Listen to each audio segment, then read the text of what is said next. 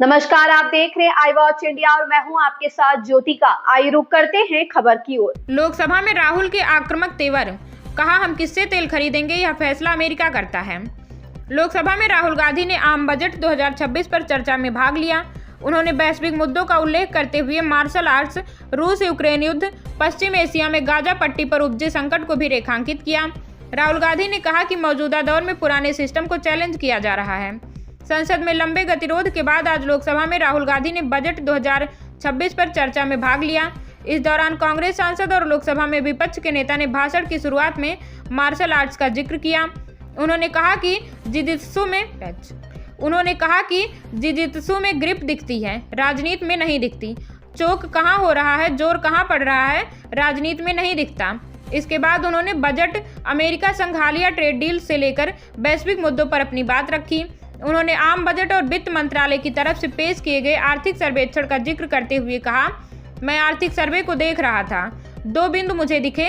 पहला बिंदु, हम ऐसी दुनिया में रह रहे हैं जहां भू राजनीतिक प्रतिद्वंदिता बढ़ती जा रही है, यानी जो अमेरिका आधारित सिस्टम था उसे चुनौती मिल रही है, उसे अब रूस और चीन फिर से चुनौती दे रहे हैं।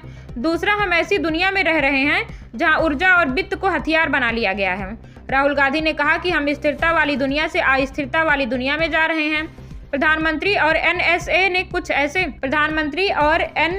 ने कुछ समय पहले चौंकाने वाले रूप में कहा था कि युद्ध का समय अब खत्म हो चुका है, लेकिन यूक्रेन में संघर्ष जारी है, ईरान में संघर्ष हो रहा है, यानी हम स्थिरता से अस्थिरता की तरफ जा रहे हैं।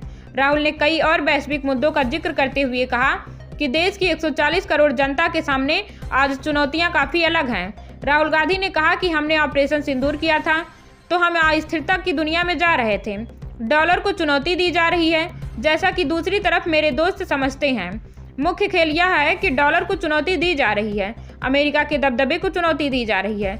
हम एक सुपर पावर वाली दुनिया से किसी नई दुनिया में जा रहे हैं जिसका हम सच में अंदाजा नहीं लगा सकते। दूसरी तरफ डॉलर को चुनौती मिल रही है, अमेरिकी सुप्रीमेसी को चुनौती मिल रही है। अब हम 2 सुपर पावर या कई सुपर पावर वाले दौर में जा रहे हैं।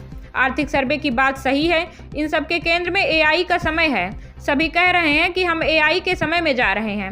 एआई का एक परिणाम यह हो रहा है कि कांग्रेस ने जो आईटी इकोसिस्टम बनाया वह चुनौती की स्थिति में रहेगा। इसे चुनौती मिलेगी। कई इंजीनियरों